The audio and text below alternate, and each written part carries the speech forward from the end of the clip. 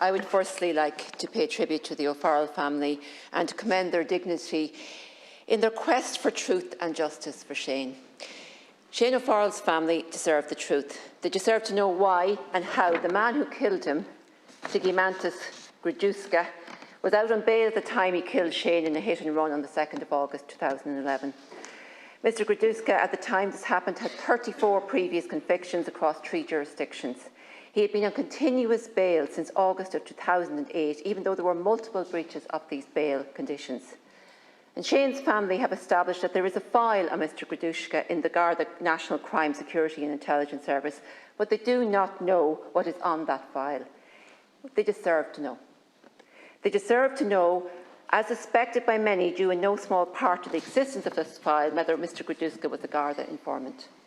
The case raises very serious questions for the Gardaí, the Department of Justice, the Court Service and the Director of Public Prosecutions.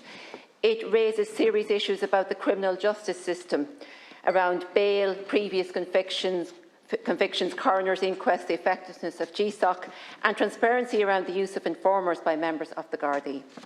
And these questions need to be investigated in an open, transparent and independent manner. In 2018, the Dáil supported a motion calling for the establishment of a public inquiry, and this was followed by the Seanad supporting a similar motion in early 2019. And instead of this, though, the then government initiated a scoping inquiry, which they later amended to a scoping exercise.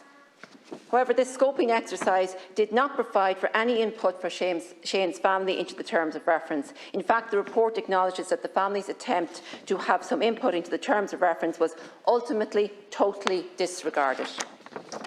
Not only was the family's input totally disregarded, in July of 2019, Judge Houghton received comprehensively amended terms of reference from the Minister that were considerably more restricted than even the Department's original.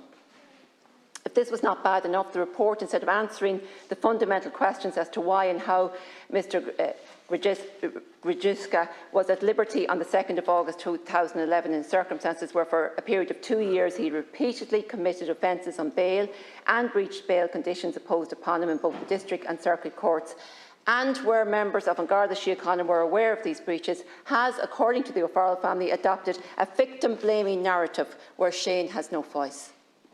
The outcome of this scoping exercise has left Shane's family, in their own words, very disappointed and, as they point out, has left many outstanding matters unanswered, which they brought to the attention of Judge Houghton, the Minister for Justice and her department. It seems to me and to many others that the purpose of this scoping exercise was not to get to the truth of this matter, but in fact to delay and deter the truth from coming out. And this has been about protecting the state and the agencies of the state.